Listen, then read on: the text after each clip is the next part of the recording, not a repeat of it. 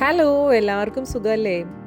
ഞങ്ങൾ യു കെയിൽ മോളുടെ ഗ്രാജുവേഷൻ സെറിമണി കഴിഞ്ഞതിന് ശേഷം അവളെയും കൂട്ടി വെയിൽസിലേക്ക് ഒരു യാത്ര പോയതിനെക്കുറിച്ചുള്ള വീഡിയോ ആണിത്.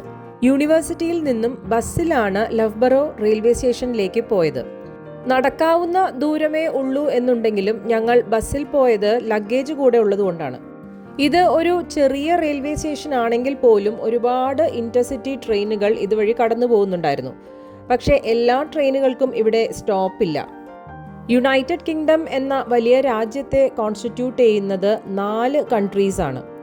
അതായത് നോർത്തേൺ അയർലാൻഡ്, സ്കോട്ട്ലാൻഡ്, ഇംഗ്ലണ്ട്, പിന്നെ വെയിൽസ്. പക്ഷേ ഇവിടേക്കെല്ലാം പോകാനായിട്ട് ഒരൊറ്റ UK വിസ തന്നെ മതിയാവും. അങ്ങനെ ട്രെയിൻ ടിക്കറ്റ്സ് എല്ലാം ഞങ്ങൾ ട്രെയിൻ ആപ്പ് വഴി മൊബൈലിലൂടെ ഓൺലൈൻ തന്നെയാണ് ബുക്ക് ചെയ്തത്. Loughborough to Leicester, Leicester to Birmingham, Birmingham to Cardiff city. അതായത് കാർഡിഫ് സിറ്റിയാണ് വെയിൽസിൻ്റെ ക്യാപിറ്റൽ. അങ്ങനെ 2 സ്റ്റോപ്പ് ഓവറോട് കൂടിയിട്ടാണ് ടിക്കറ്റ് ബുക്ക് ചെയ്തിരിക്കുന്നത്. ഞങ്ങൾ ആദ്യം തീരുമാനിച്ചിരുന്നത് ഒരു റെൻ്റ് കാർ ഇവിടെ വന്നിട്ട് എടുത്തതിന് ശേഷം ഈ കൺട്രി സൈഡൊക്കെ ഒന്ന് ആസ്വദിച്ച് അങ്ങനെ വെയിൽസിലേക്ക് പോകാം. പിന്നെ അവിടെ ഇൻറ്റേർണൽ ട്രാവലിനുമൊക്കെ റെൻ്റ് കാർ ആകുമ്പോൾ സൗകര്യമായിരിക്കുമല്ലോ എന്നുള്ള ആ ഒരു ഐഡിയ ആയിരുന്നു. പിന്നീട് ഡിസ്കസ് ചെയ്ത് അത് വേണ്ടാന്ന് വെച്ചിട്ട് ട്രെയിൻ ജേർണി തന്നെ ചൂസ് ചെയ്യുകയായിരുന്നു.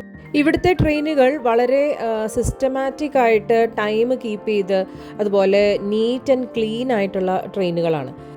അങ്ങനെ കുറേ കൃഷിസ്ഥലങ്ങളും പശുക്കളും കുതിരകളും എല്ലാം കണ്ട് ആസ്വദിച്ച് ഞങ്ങൾ കാർഡിഫിലുള്ള മാരിയറ്റ് ഹോട്ടലിലെത്തി.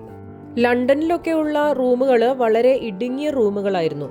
ഇത് നല്ല സ്പേഷ്യസ് ആയിട്ടുള്ള റൂമായിരുന്നു. ഞങ്ങൾ ചെക്ക് ഇൻ ചെയ്ത് ഫ്രഷനപ്പ് ആയതിനു ശേഷം ലഞ്ച് കഴിക്കാനായിട്ട് അടുത്തുള്ള ഒരു റെസ്റ്റോറൻറ്റിലേക്ക് പോയി. ഇവിടുത്തെ ഫിഷ് ആൻഡ് ചിപ്സ് ഫേമസ് ആണല്ലോ, അപ്പോൾ അത് തന്നെ ഞങ്ങൾ ട്രൈ ചെയ്തു. അങ്ങനെ ലഞ്ച് കഴിച്ചതിന് ശേഷം ഇവിടെ അടുത്ത് തന്നെയുള്ള കാർഡിഫ് കാസിലിലേക്ക് നടന്നു. കാർഡിഫ് കാസിലിൻ്റെ ഉള്ളിലേക്കുള്ള എൻട്രി റെസ്ട്രിക്റ്റഡ് ആയിരുന്നു, കാരണം അവിടെ എന്തോ ലൈവ് പെർഫോമൻസ് നടക്കുന്നുണ്ടായിരുന്നു.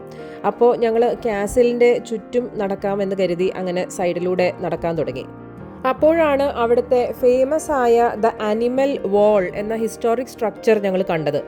അതായത് ഈ കോട്ടയ്ക്ക് ചുറ്റുമുള്ള ഈ മതിലിൽ 14 കരിങ്കല്ലിൽ തീർത്ത മൃഗങ്ങളുടെ സ്കൾപ്ചേഴ്സ് ഘടിപ്പിച്ചിട്ടുണ്ട്.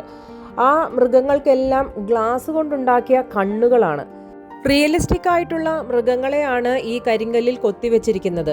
അതായത് ഈ ഗ്ലാസ് കണ്ണോടുകൂടി ഒറിജിനൽ ആനിമൽസിൻ്റെ ഒരു സൈസിലും ഷേപ്പിലുമാണ് ഈ കരിങ്കല്ലിൽ ഇതെല്ലാം നിർമ്മിച്ച് ഇവിടെ സ്ഥാപിച്ചിരിക്കുന്നത്.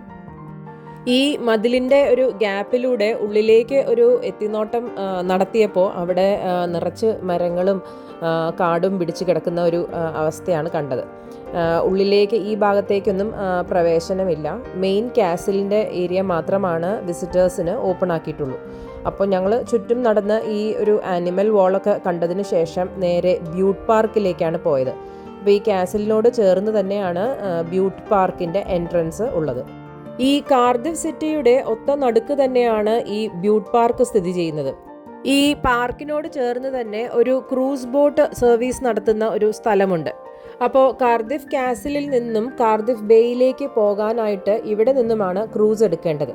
അപ്പോൾ ഇന്നത്തെ ക്രൂസ് സർവീസസ് എല്ലാം കഴിഞ്ഞിരിക്കുന്നു. ഇനി നാളെ രാവിലേക്കാണ് അടുത്ത ക്രൂസ് സ്റ്റാർട്ട് ചെയ്യുകയുള്ളൂ. രാവിലെ 10 മണി മുതലാണ് ബോട്ട് സർവീസസ് ഇവിടുന്ന് സ്റ്റാർട്ട് ചെയ്യുന്നത്. എവറി 1 hour ഗ്യാപ്പിൽ ഇവിടെ നിന്നും ബോട്ട് സർവീസസും വാട്ടർ ടാക്സീസും ക്രൂസ് ബോട്ടുകളും എല്ലാം സർവീസ് നടത്തുന്നുണ്ട്. ബ്യൂട്ട് പാർക്ക് വളരെ വിശാലമായിട്ടുള്ള ഒരു പാർക്ക് തന്നെയാണ്. ഒരുപാട് ആളുകൾ ഇവിടെ വന്ന് ടൈം സ്പെൻഡ് ചെയ്യുന്നു. സൈക്ലിങ്ങും വാക്കിങ്ങും അതുപോലെ ഫാമിലിയും ഫ്രണ്ട്സും ഒക്കെ ആയി പിക്നിക്കിന് ഫുഡൊക്കെ കൊണ്ടുവന്ന് മാറ്റൊക്കെ വിരിച്ചിരിക്കുന്നത് കണ്ടു. നല്ല റിലാക്സിങ്ങും പീസ്ഫുള്ളുമായിട്ടുള്ള ഒരു അറ്റ്മോസ്ഫിയർ തന്നെയായിരുന്നു അവിടെ. കുറച്ച് സമയം അതുവഴിയെല്ലാം നടന്ന് അതിൻ്റെ ഉള്ളിലെ വലിയ വലിയ മരങ്ങളും ഇതേപോലെയുള്ള ചെറിയ സ്കൾപ്ചേഴ്സ് ഉണ്ടാക്കി വെച്ചതും എല്ലാം കണ്ട് ആസ്വദിച്ച് ഈ മരങ്ങളുടെ ഇടയിലൂടെയൊക്കെ നടന്ന് പിന്നെ ഇവിടെ കുറച്ച് ആക്ടിവിറ്റീസ് എല്ലാം ഉണ്ടായിരുന്നു. ഇങ്ങനെ മ്യൂസിക്കൽ ഇൻസ്ട്രുമെൻറ്റ്സ് പോലെയുള്ളതൊക്കെ അവർ ഇടയ്ക്കിടയ്ക്ക് ഇങ്ങനെ ഓരോ പോയിൻറ്റ്സിൽ വെച്ചിട്ടുണ്ടായിരുന്നു. അങ്ങനെ കുറേ സമയം ഞങ്ങൾ പാർക്കിനുള്ളിൽ തന്നെ ചുറ്റിക്കറങ്ങി നടന്ന് കണ്ടു. ഇതിപ്പോൾ ജൂലൈ 1st വീക്കിലാണ് ഞങ്ങൾ ഇങ്ങോട്ടേക്ക് പോയത്. അപ്പോൾ ക്ലൈമറ്റ് എന്ന് വെച്ചാൽ അധികം തണുപ്പുമില്ല എന്നാൽ ചൂടുമില്ലാത്ത ഒരു തരം ക്ലൈമറ്റ് ആയിരുന്നു. രാത്രി 9 മണിയായിട്ടും ഇരുട്ടായി തുടങ്ങിയിട്ടില്ല. അപ്പോൾ ഞങ്ങൾ ഡിന്നർ കഴിക്കാനായിട്ട് ഈ ഒരു വിയറ്റ്നാമീസ് സ്ട്രീറ്റ് ഫുഡിൻ്റെ ഒരു റെസ്റ്റോറൻറ്റ് കണ്ടു. അങ്ങനെ വിയറ്റ്നാമീസ് പോട്ട് റൈസും ഫ്ലാറ്റ് നൂഡിൽസും ഒക്കെ കഴിച്ച് ഞങ്ങൾ തിരിച്ച് ഹോട്ടലിലേക്ക് എത്തി. മാരിയറ്റ് ഹോട്ടലിലെ സ്റ്റേയുടെ കൂടെ തന്നെ നമുക്ക് ബ്രേക്ക്ഫാസ്റ്റ് കോംപ്ലിമെൻ്ററി ആയിരുന്നു. അപ്പോൾ അവിടുന്ന് ബുഫേ ബ്രേക്ക്ഫാസ്റ്റ് ഒക്കെ കഴിച്ചതിന് ശേഷം ഞങ്ങൾ രാവിലെ അവിടെ നിന്ന് പുറപ്പെട്ടു. ആദ്യം അവിടെ അടുത്ത് തന്നെയുള്ള കാർദിഫ് മാർക്കറ്റിലേക്കാണ് പോയത്. ഈ മാർക്കറ്റ് വിസിറ്റിൻ്റെ ഒരു ഡീറ്റെയിൽഡ് വീഡിയോ ഞാൻ നേരത്തെ അപ്ലോഡ് ചെയ്തിരുന്നു. കാർദിഫ് ലോക്കൽ മാർക്കറ്റിൽ പോയതിൻ്റെ എക്സ്പീരിയൻസസ് ഒക്കെ അറിയാനായിട്ട് ഞാൻ അതിൻ്റെ ലിങ്ക് ഇവിടെ താഴെ കൊടുക്കാം. അപ്പോൾ അതിനെക്കുറിച്ച് അറിയാൻ താല്പര്യമുള്ളവർക്ക് ആ ലിങ്കിൽ പോയാൽ ആ ഡീറ്റെയിൽസൊക്കെ കിട്ടും. കാർദിഫ് ബേയിലേക്ക് പോകാനുള്ള ക്രൂസ് രാവിലെ 10 മണിക്കാണ് സ്റ്റാർട്ട് ചെയ്യുന്നതെന്ന് പറഞ്ഞല്ലോ. ഞങ്ങളപ്പോൾ കാർദിഫ് മാർക്കറ്റൊക്കെ ഒന്ന് വിസിറ്റ് ചെയ്തതിന് ശേഷം നേരെ ബ്യൂട്ട് പാർക്കിലേക്ക് പോന്നു.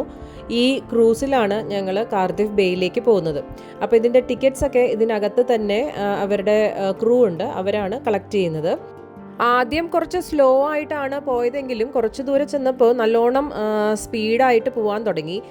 ഈ സൈഡിലൊക്കെ കുറേ താറാവുകളും അരയന്നങ്ങളും ഒക്കെ ഉണ്ടായിരുന്നു. ബോട്ട് വരുന്നതിൻ്റെ സ്പീഡും സൗണ്ടും ഒക്കെ കേട്ടാണ് തോന്നുന്നു കുറേയൊക്കെ പറന്നു പോകാൻ തുടങ്ങി. ഏകദേശം അരമണിക്കൂർ എടുത്തു കാർദിഫ് ബേയിലേക്ക് എത്താനായിട്ട്. 2 സൈഡുമുള്ള ബ്യൂട്ടിഫുൾ സീനറീസ് ഒക്കെ കണ്ട് നല്ലൊരു എൻജോയബിൾ റൈഡ് തന്നെയായിരുന്നു. കാർദിഫ് ബേയിലെ ഒരു സെൻട്രൽ അട്രാക്ഷൻ എന്ന് പറയുന്നത് ഈ ഫെറിസ് വീലാണ്. അതിൻ്റെ തൊട്ടടുത്തുള്ള ഈ മില്ലേനിയം സെൻറ്ററിൽ കാർദിഫിൻ്റെ ഐക്കോണിക് പെർഫോമിംഗ് ആർട്സിൻ്റെ ഒരു വെന്യൂ ആണ്.